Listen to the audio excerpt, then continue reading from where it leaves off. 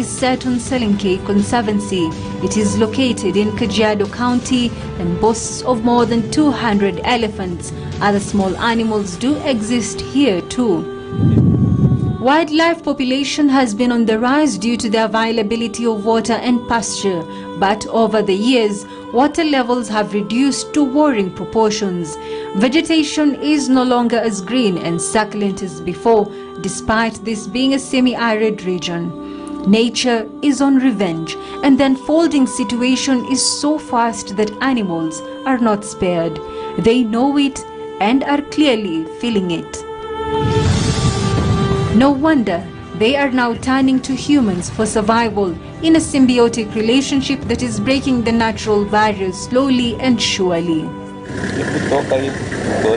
Selenke Conservancy sits on this 200,000 acres of land owned by the local Maasai community.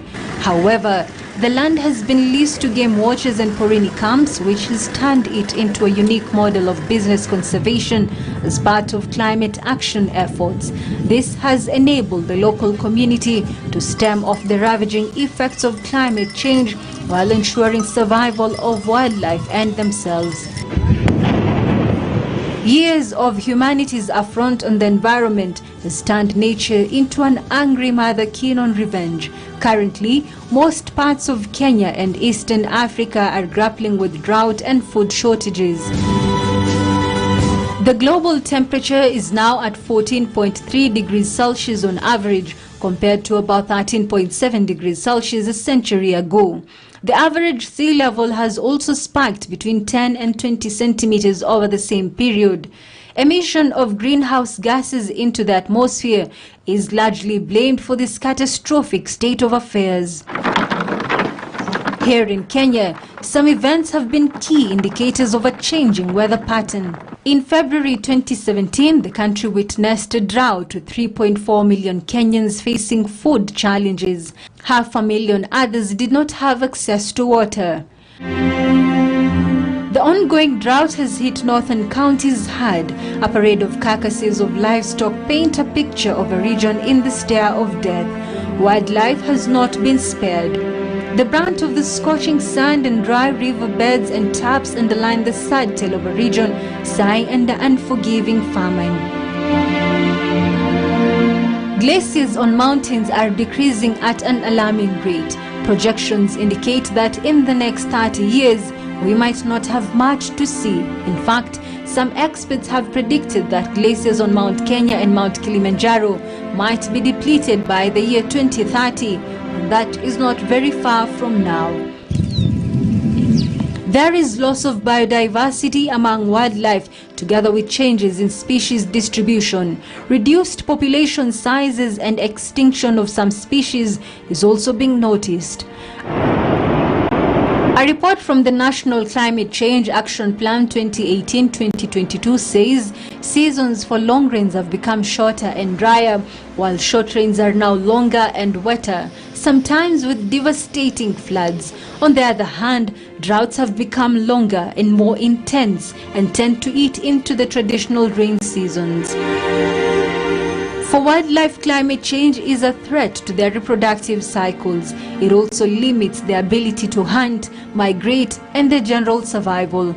It also means increased health risks from disease, pests, and new predators. Research shows that natural climate solutions such as conservation of forests, wetlands, and grasslands can provide up to 37% of the mitigations needed by 2030 to keep global temperature rise below 2 degrees Celsius.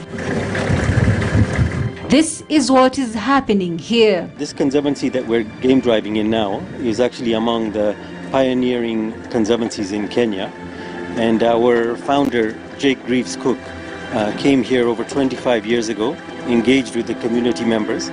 And this was an area a long time ago that traditionally was famous for having very big elephants. It was actually an area for hunting a long time ago.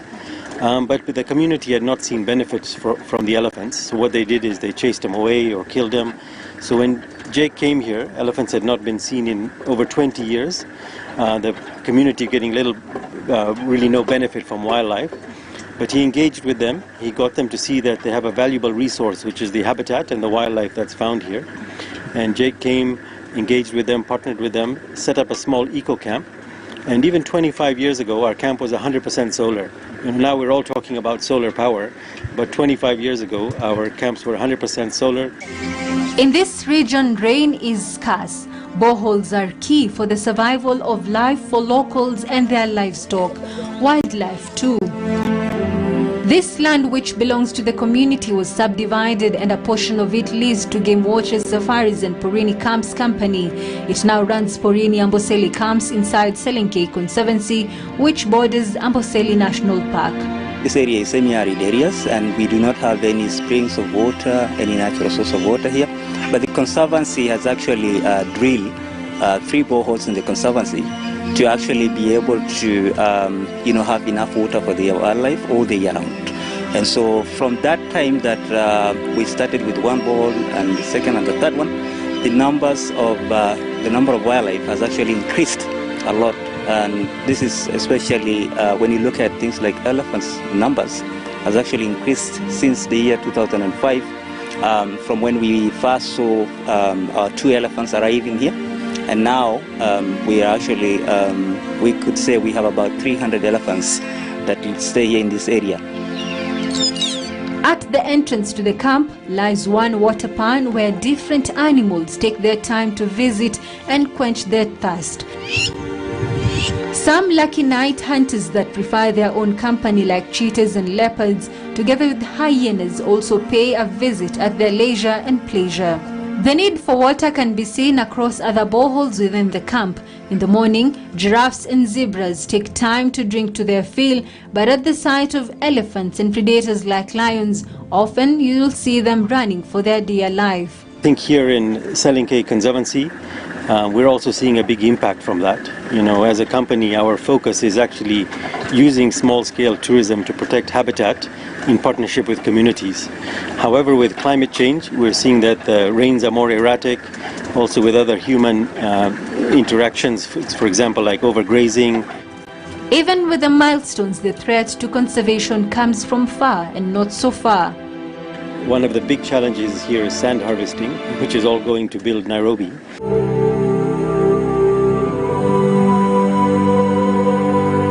This river acts as a border between the community and the camp.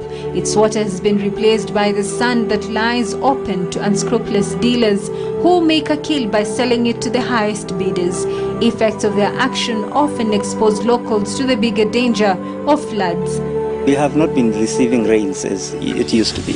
And also, surprisingly, you could also get rains when you don't really expect.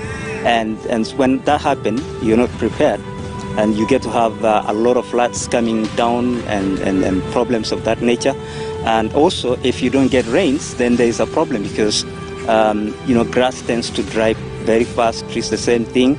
And that means no grass for animals, no even tree cover for the animals. And that's a problem. That's a problem that we have, we are actually experiencing due to this climate change. Under this model, the community benefits from leasing land. Wildlife gets a comfortable dwelling place that is undisturbed and serene. The animals have also adapted to a new lifestyle of understanding their specific watering points where they troop at specific and safe times. This ultimately contributes to conservation and protection of habitat that improves the ecosystem. Animals like elephants are known for creating and maintaining their own ecosystems. In fact, many plants and animal species are dependent on elephants to survive because they make their homes in elephant-created ecosystems as well. The National Climate Change Action Plan of 2018-2022 is a 5-year plan that helps Kenya to adapt to climate change and reduce greenhouse gas emissions. Agriculture accounts for the highest greenhouse gas emissions, with activities like soil cultivation and methane emission from livestock making about 40% of the emissions in Kenya. The energy sector comes in second due to activities of burning of fossil fuels. As the world grapples with COVID-19 pandemic, nature must have celebrated the lockdowns. Most animal and plant species thrived during the tough restrictions imposed in most countries between 2019 and 2020. One thing that COVID has done with all the negative parts, one of the positives out of it is that the world for the first time has really realized the importance of our habitat, of biodiversity, and also of carbon. We hear about global warming, and we know that there's a lot of carbon that's being released into the atmosphere from fossil fuels, from vehicles, from airlines, from coal, etc. And so many of these companies and countries are actually making commitments that the governments are making, they have to make, or the consumers are forcing companies to make commitments. And the only way that they can continue with their business and operations is they actually have to buy carbon, what's called carbon credits. According to the World Meteorological Organization, 2020 ranked as the third warmest year ever recorded in Africa. Estimates suggest the temperature could rise by up to 2.5 degrees Celsius by 2050. First of all, we have to protect the environment itself, making sure that we create awareness to the community. We go out there and we tell them the importance of trees, why they should not cut trees, why they should not overgraze in an area, and why they should leave this area, as much as possible natural as it is. And so that's one thing that we are actually trying to, create this awareness in the community. But also, creating awareness comes along with us providing, essentials to the communities, because by them letting this conservancy to be a conservancy for wildlife, it means that now they cannot settle in. But they should have some benefits as well that comes along with that. The community too can attest the times are changing and the climate is harsh, making it a tough call to live day by day.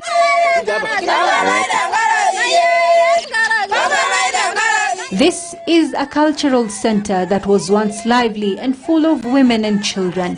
They will receive visitors from the camp and educate them about the Maasai culture.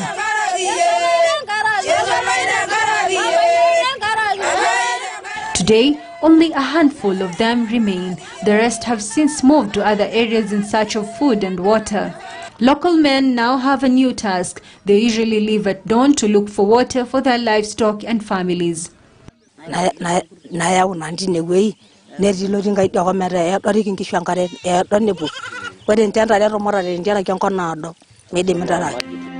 Thomas Kasaine is the village elder. He says the harsh weather makes it difficult to practice farming.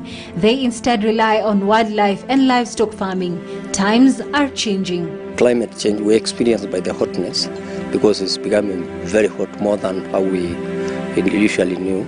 And also the rainbow, the calendar has also changed, because it used to be raining by now. We be having some green by November.